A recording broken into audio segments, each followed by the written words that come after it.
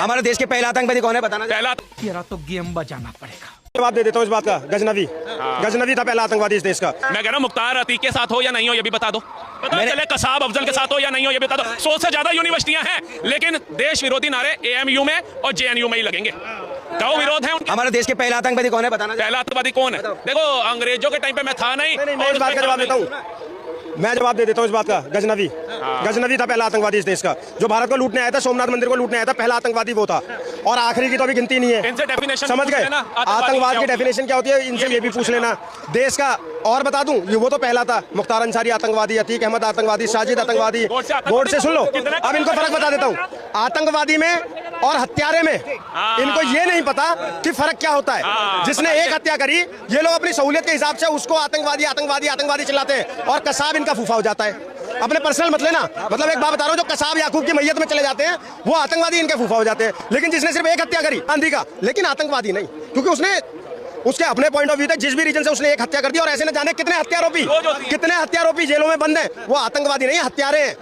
आतंकवादी वो होता है जो कसाब आया था ना कलावा बांध के और मुंबई में हमला करने, वो आतंकवादी था। आतंकवादी वो याकूब मेनन था जिसने मुंबई के अंदर में 93 में जगह जगह बम प्लांट कराए थे। आतंकवादी वो मुख्तार अंसारी था जो हाथ में AK-47 लेकर चलता था और जगह जगह दंगे कराता था।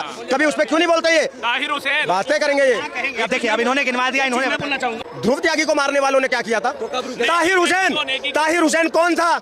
दिलबर नेगी के हत्यारों को क्या बोलोगे? अंकित शर्मा के हत्यारों को क्या बोलोगे? रिंकू के हत्यारों को क्या बोलोगे? और आज लेटेस्ट बता दूं, एक मात्र 19 साल का लड़का हिमांशु नॉर्थ ईस्ट दिल्ली के अंदर में आज मारा गया है। उसका गुनाह पता है क्या था? एक मुस्लिम लड़की से प्यार करता था इसलिए मार दिया गया। आज की घटना है, आज की घटना है। अब बताइए क्या जिन्होंने उसको मारा वो आतंकवादी है या नहीं है? कह रहे तरक्की होना चाहिए, इस बात पे कह रहे तरक्की होना चाहिए। सोच कर देखो।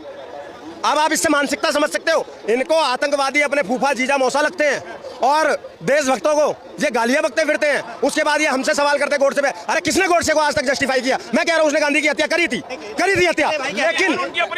लेकिन तुमने उस गोडसे को एक हत्या करने पे आतंकवादी बता दिया। लेकिन जिस गांधी की वजह से लाखों हिंदू मारे गए, काटे गए, क्या उनके लिए एक शब्द बोलोगे क्या? अब दूसरी बात कहता हूं, 84 के दंगों में इसी दिल्ली में मेरे सिख भाइयों का नरसंहार हुआ। क्या उस जगदीश टाइटलर और उसको कमलनाथ को, कांग्रेसी को तुम आतंकवादी बोलोगे क्या? क्या उस राजीव गांधी को बोलोगे क्या जिसने कहा था बड़ा पेड़ गिरता है तो धरती कांपती है, एक्शन का रिएक्शन होता है?